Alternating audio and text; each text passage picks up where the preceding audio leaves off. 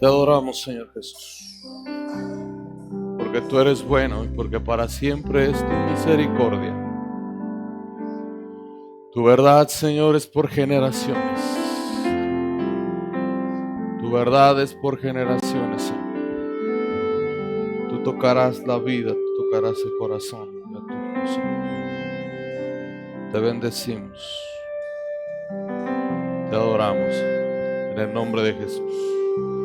Amén. Dios les bendiga, hermanos, es un gusto poderles saludar y poderles ver. Voy a pedir que así como está de pie, abra su Biblia, por favor, en 1 Corintios, capítulo 15, versículo 58. Vamos a entrar a un momento de reflexión de la palabra, después de estos bellos momentos de adoración, de bendecir con nuestro cántico y exaltar el nombre de nuestro Dios. 1 Corintios, capítulo 15, versículo 58.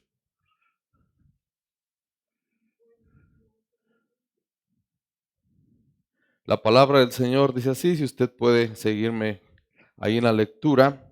Dice, así que, hermanos míos amados, estad firmes, constantes, creciendo en la obra del Señor, siempre sabiendo que vuestro trabajo en el Señor no es en vano.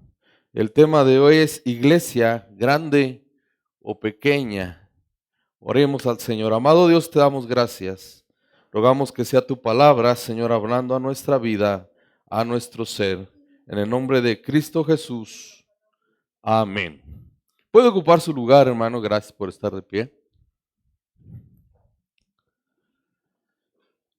Se cuenta que un día el poeta escocés Roberto Burns, de paso por una ciudad extranjera y sintiéndose solo, buscó la compañía de sus hermanos en la fe y entró en un templo, pero siguió sintiéndose solo, ya que nadie le demostraba simpatía alguna.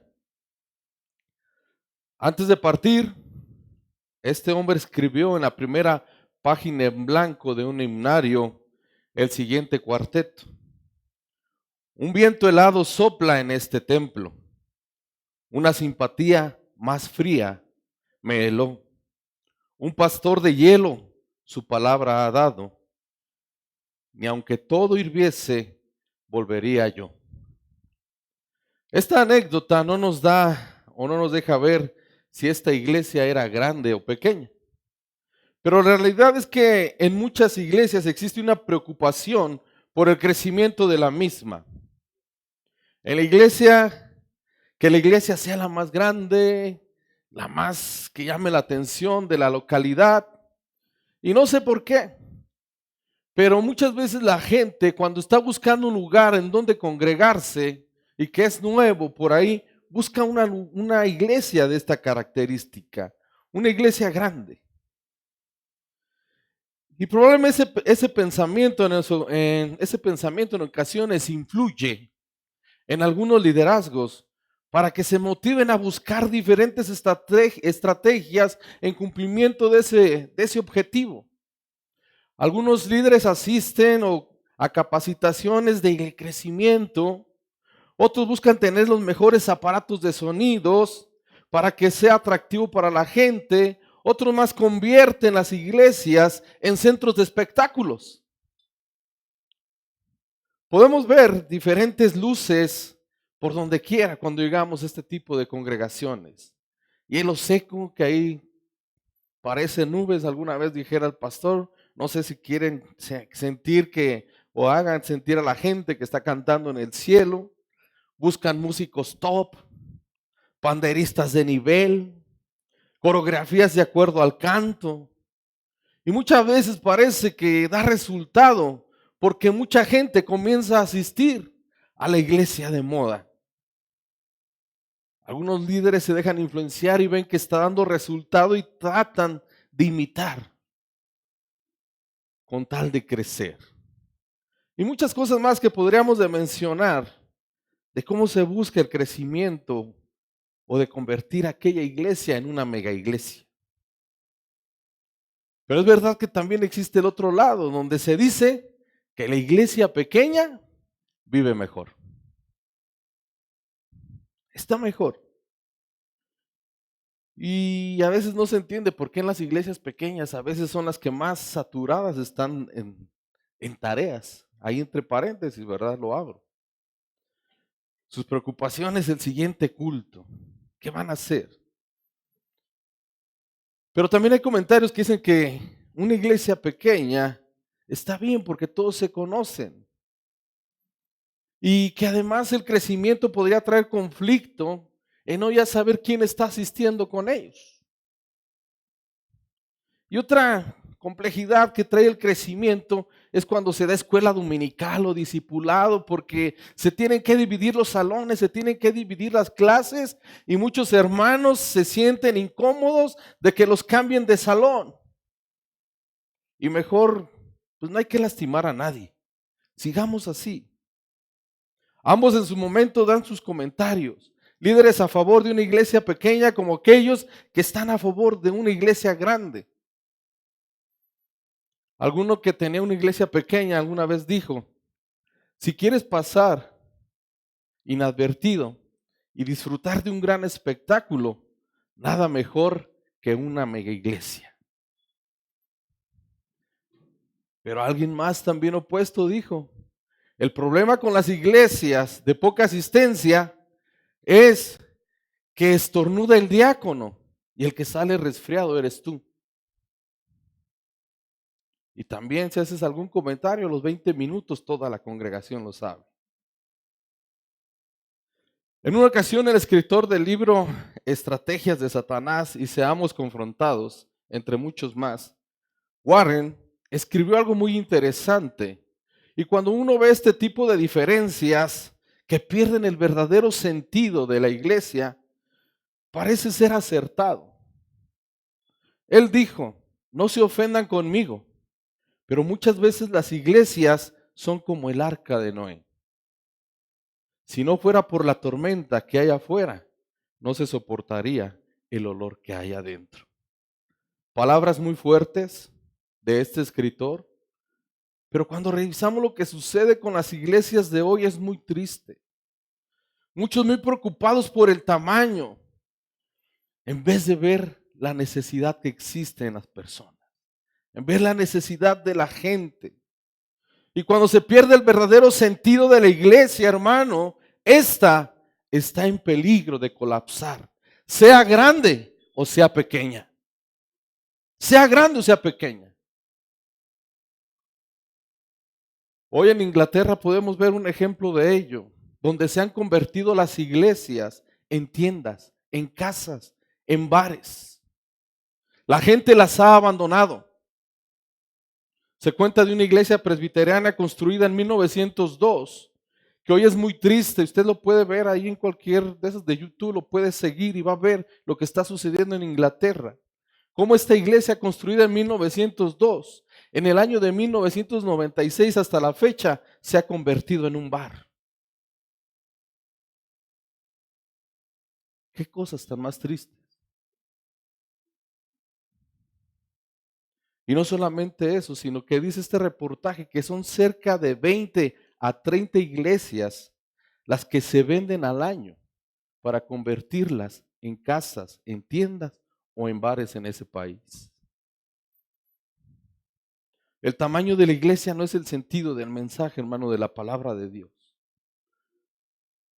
Que en algún momento sí habla la Biblia, hace referencia de un crecimiento de la iglesia, pero esta tenía un propósito de que después la gente fue esparcida para que el mensaje del Señor fuera conocido por todas aquellas partes del mundo. El propósito de la palabra del Señor es que este mensaje llegue a la vida de todas las personas. Ese es el propósito. Mire que a Dios le tiene sin cuidado si la iglesia es grande o pequeña. Y lo he comprobado, ¿eh? Alguna vez nos tocó estar en Oaxaca, una iglesia, yo creo a la mitad de esto que está acá. 4 almas, una mujer enfrente dirigiendo, sin luz, sin instrumentos, sin nada. Dirigió como 2 horas y predicaron como otras 3 y la presencia del Señor tremenda en la sierra, arriba en el cerro. El Señor no se fija en eso. Voy a bendecir a estos porque son más, o voy a bendecir a estos porque son menos. ¿Y quién les va a hacer caso? Pobre de ellos. No es así. Algo que también es necesario que tengamos presente es que la iglesia, hermano, no ha sido llamada a sobrevivir tampoco. Es decir, a estar pensando en lo que se pudiera considerar como aquellos buenos tiempos de la iglesia y a seguir viviendo del recuerdo. La iglesia no puede vivir en un pasado, no puede mantenerse del recuerdo, como tampoco, hermano, puede estar pensando solamente en lo material. Escúcheme, por favor. La iglesia que forma el cuerpo de Cristo ha sido llamada para servir. Hemos sido llamados para servir. Y tenemos claro, hermano, que cuando hablamos de iglesia no hacemos referencia a instituciones, no hacemos referencia a denominaciones, no hacemos referencia de etiquetas. Hablo de cada uno de nosotros, como ya lo mencioné, de nosotros que formamos el cuerpo de Cristo.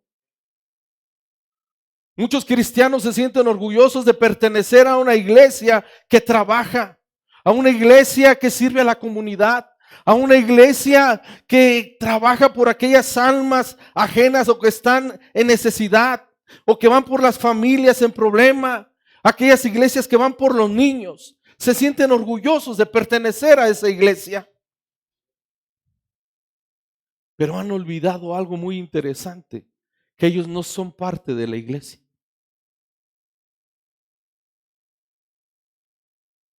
Ellos no son parte de la iglesia. Cuando ellos y cada uno de nosotros, hermanos, somos la iglesia. Y no debemos de ver cómo trabajan. No debemos de estar viendo qué hacen. Claro que no. Nosotros y cada uno, hermano, debemos trabajar en la obra del Señor. Cada miembro de la iglesia es capacitado por Dios para trabajar en su obra. En la iglesia hay muchas necesidades, muchas áreas en las que se ocupan manos, muchas áreas donde se ocupan tus pies. Déjame decirte que hoy el mundo está necesitado del cuerpo de Cristo Jesús.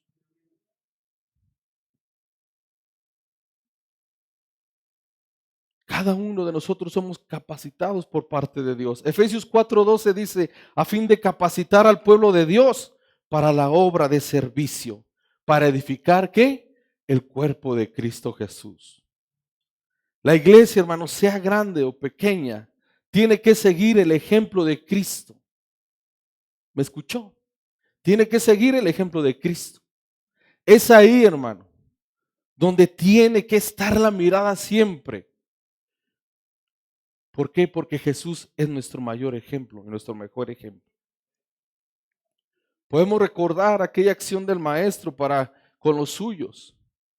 Juan 13, 4 al 5 dice, así que se levantó de la mesa, se quitó el manto y se ató una toalla en la cintura. Luego echó agua en un recipiente y comenzó a lavarle los pies a sus discípulos y a secárselos con la toalla que llevaba en la cintura.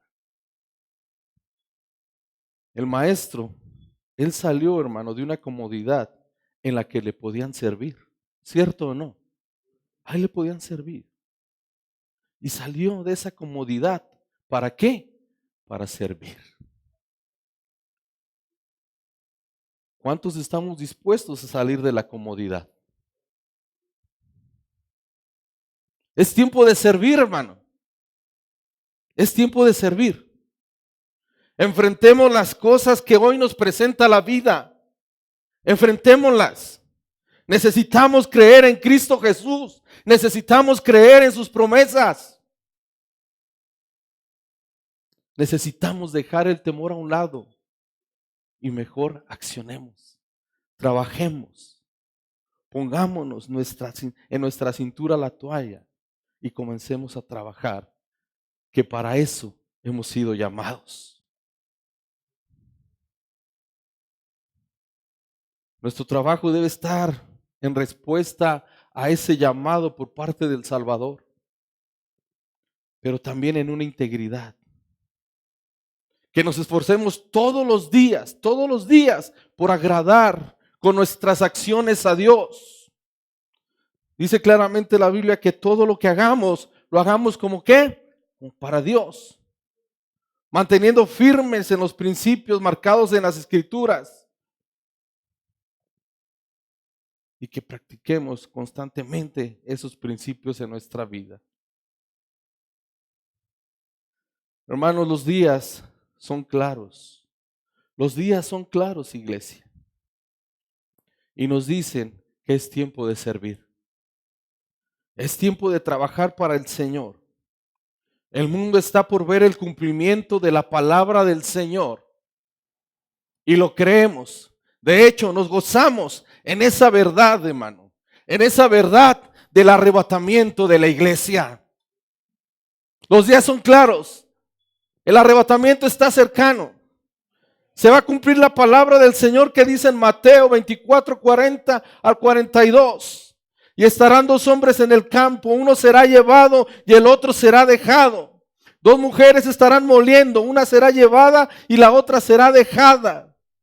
Por lo tanto, mantengámonos despiertos porque no saben qué día vendrá su Señor. La venida del Señor está cerca. Trabajemos por la obra del Señor. ¿Qué es lo que nos da nuestra verdadera identidad? No es una iglesia grande, hermano, o no es una iglesia pequeña. Quiero mencionar 3 puntos porque el tiempo se nos va muy rápido, que debemos de considerar de nuestra verdadera identidad como hijos de Dios. Número 1, nuestra identidad se deriva de la fe en Cristo. ¿Sí me escuchó? Nuestra fe se deriva en eso, en la fe en Cristo. Lo que nos hace diferente entre la población, hermanos, es la fe en Cristo Jesús. Cuando la Biblia usa la frase fe, lo hace como sinónimo de la creencia en Cristo y lo maravilloso de poner nuestra fe en Jesús. Cuando nosotros ponemos esa fe en Jesús, hermanos, es que Dios nos hace justicia. Romanos 3, 22 al 23 dice, esta justicia de Dios llega mediante la fe en Jesucristo a todos los que creen. Y de hecho no hay distinción, pues todos han pecado y están privados de la gloria de Dios. Cuando nosotros llegamos en esa fe y en esa confianza al Señor, nosotros somos justificados, hermano. La palabra de Dios siempre será el espejo que nos revela nuestra condición. Y nos refleja a través de este texto, hermano, que nuestra manera incorrecta de vivir nos estaba llevando a una condenación eterna. Pero cuando escuchamos de Jesús y nos acercamos a Él para reconocerlo como nuestro Salvador, esta fe nos lleva al extremo contrario. Y pasamos a ser inocentes. ¿Por qué? Porque Dios nos concede su justicia. Bendito sea el nombre de nuestro Dios. Es entonces que podemos comprender que nuestra identidad se deriva de la fe en Cristo Jesús. Cuando una persona pone su fe en Jesús y confía en lo que Jesús ha hecho, es decir, que Él murió por cada uno de nosotros, pero que resucitó, es así, hermano, que esta fe en la persona y la obra de Jesús se conjugan para salvación del hombre. La Biblia dice, todo aquel que cree en Jesús, que Jesús es el Cristo, es nacido de Dios. Sin fe en Jesús, hermanos, permaneceremos en el pecado. Y si permanecemos en el pecado, no podemos permanecer en la presencia de Dios, como tampoco podremos disfrutar de una vida eterna en los cielos. Así que tener fe en Jesús es rechazar las demás formas de salvación. No podemos decir que confiamos en Jesús, pero que también confiamos en otra cosa. Solo debemos de confiar en Él. ¿Y sabe por qué? Porque en ningún otro hay salvación. Así de sencillo. Porque no hay otro nombre dado a los hombres en que podamos ser salvos. No hay. Nuestra fe debe estar en Cristo Jesús. Número 2, nuestra identidad está en saber que Él nos da la victoria. La Biblia es directa en este aspecto, hermano. Nos enseña que Dios y su Hijo son más que vencedores. Y que todos los creyentes pueden compartir sus victorias. Usted puede compartir las victorias de Jesús. La Escritura dice, mas gracias sean dadas a Dios que nos ha dado la victoria por medio de nuestro Señor Jesucristo. Bendito sea el nombre del Señor. El alcance de nuestra victoria en Cristo Jesús es enorme, es grande. La victoria que Jesús comparte con nosotros, hermano, incluye los deseos de la carne, los deseos de los ojos, la vanagloria. Jesús ha vencido a Satanás y a todos los poderes del mal. Y es así que somos bendecidos nosotros, porque Él comparte su victoria. Podemos recordar aquella experiencia que tuvieron los 70 mensajeros enviados por el maestro. ¿Lo recuerda? Estos hombres, cuando ellos regresaron, venían muy emocionados y muy contentos y contaron al Mesías o al maestro que aún los demonios se sujetaban en el nombre de Cristo Jesús. Y el maestro comparte esa alegría con ellos, también se goza con ellos. ¿Cómo no? Pero hay algo maravilloso que podemos ver en los evangelios, y lo citaré, lo que dice en Lucas 10:18, que el maestro les contestó: ¿por qué somos más que vencedores? Y el maestro les dice: yo vi a Satanás caer del cielo como un rayo. Respondió él: si les he dado la autoridad a ustedes para pisotear serpientes y escorpiones y vencer todo el poder del enemigo, nada les podrá hacer daño. El Señor ha vencido. La victoria de Jesús es real, hermano. La victoria de Jesús es accesible para nosotros. Y es verdad que mientras permanezcamos en este mundo, vamos a tener luchas, vamos a tener aflicciones, vamos a tener que superar batallas, que librar muchas cuestiones. Pero ¿sabe qué? Seguiremos levantándonos una y otra vez. Nos vamos a levantar. Porque el Señor está con nosotros. Él nos ha equipado con su gracia, con su amor, con su poder, para que nosotros seamos más que vencedores. Como creyentes tenemos que luchar en ese ámbito espiritual. Pero nuestras batallas las vamos a ganar siempre estando de rodillas. Ahí está nuestra victoria. Ahí está nuestra victoria. Por eso que nuestra identidad como cristianos está en la victoria de Cristo Jesús. Logramos la victoria, logramos descanso en Cristo. Y porque confiamos que Él triunfa. Él triunfa por nosotros.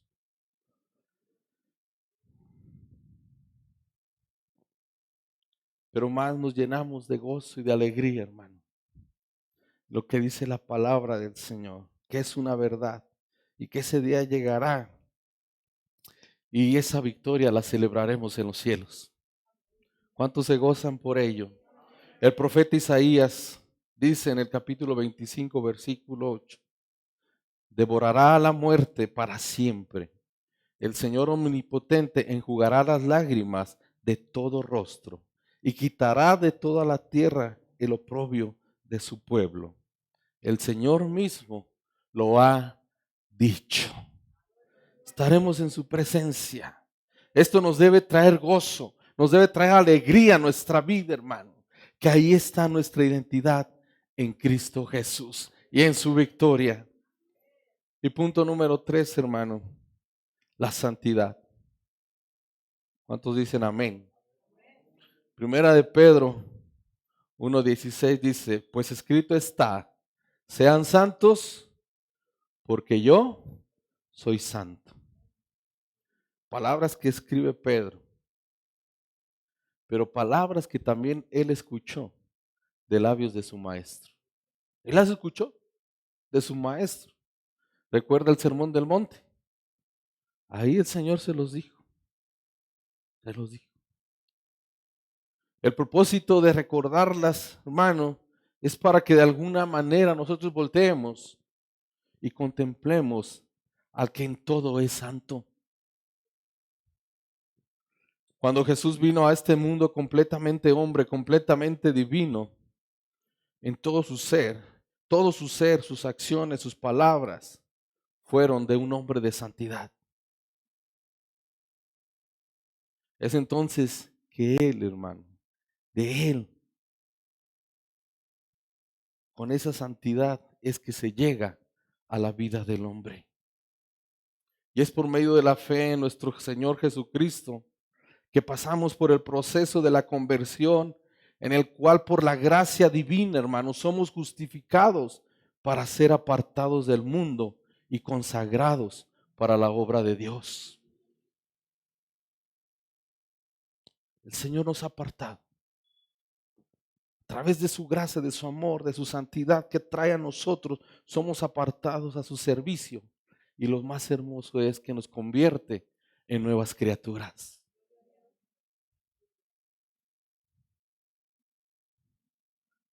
Ahora, nadie, hermano, sin la dirección del Espíritu de Dios puede ser considerado santo.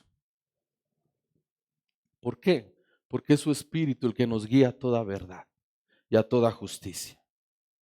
Es por eso la necesidad de su presencia y de su instrucción en nuestras vidas, cada día de nuestra existencia.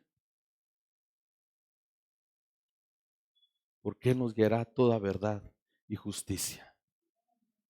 Sigamos el ejemplo de Jesucristo. Él fue probado en todo y en todo salió victorioso. En sus tiempos de ayuno como de oración, hermanos, fueron la fortaleza de su vida. Nosotros lo podemos ver a través de la Escritura. Iglesia, necesitamos tiempos de oración. Necesitamos tiempos de ayuno. Y entonces vamos a vivir en santidad y en victoria. El Señor está con nosotros, hermano. Por difícil que parezcan las cosas, si confiamos en el Señor, podremos salir adelante en santidad y en victoria. Pero necesitamos vivir una vida que le agrade a Dios.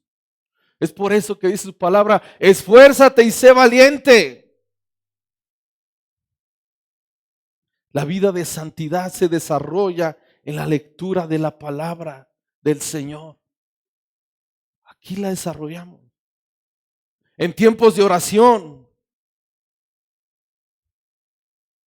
Entonces vamos a ver que cada una de nuestras acciones son gratas delante de Dios.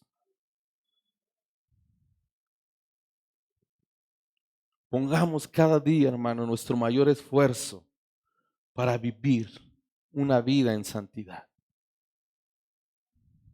Esforcémonos todos los días en vivir una vida en santidad. Fácil no es.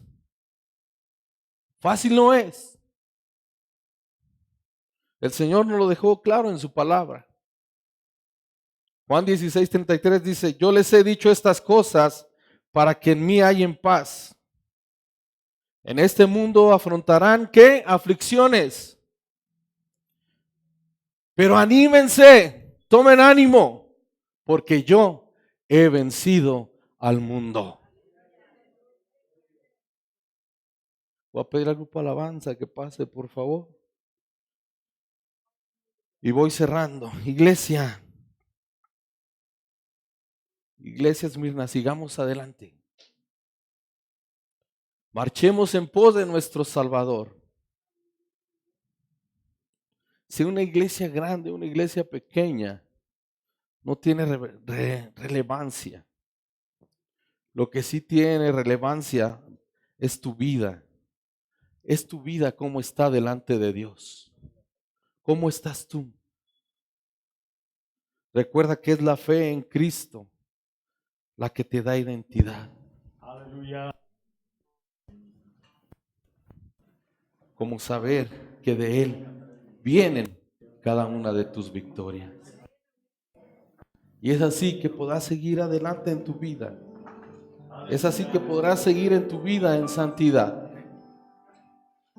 Esa vida en santidad, hermano, hasta que Él venga. Es Cristo, hermano.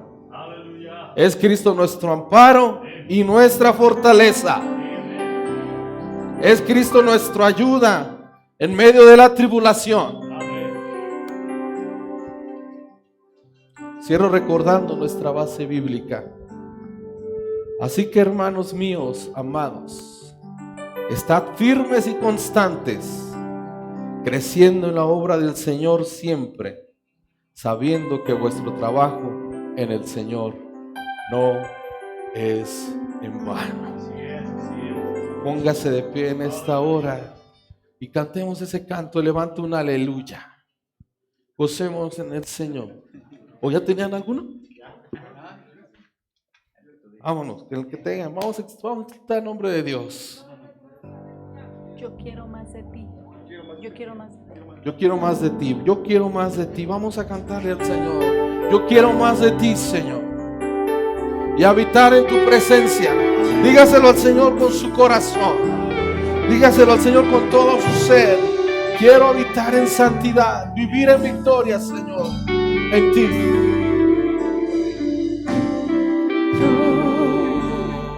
Quiero más de ti. Sí, Señor. Y habitar en tu presencia. Menguar, Señor. Menguar para que crezcas tú. Así es, Señor. Y cada día seré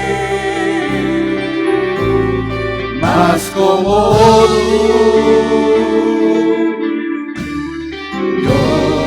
Dios, quiero más de ti. Dígaselo al Señor en esta mañana. Y habitar en tu presencia. Menguar. Así es, Señor. Para que crezcas tú. Y cada día, Dios. Y cada día seré más como tú.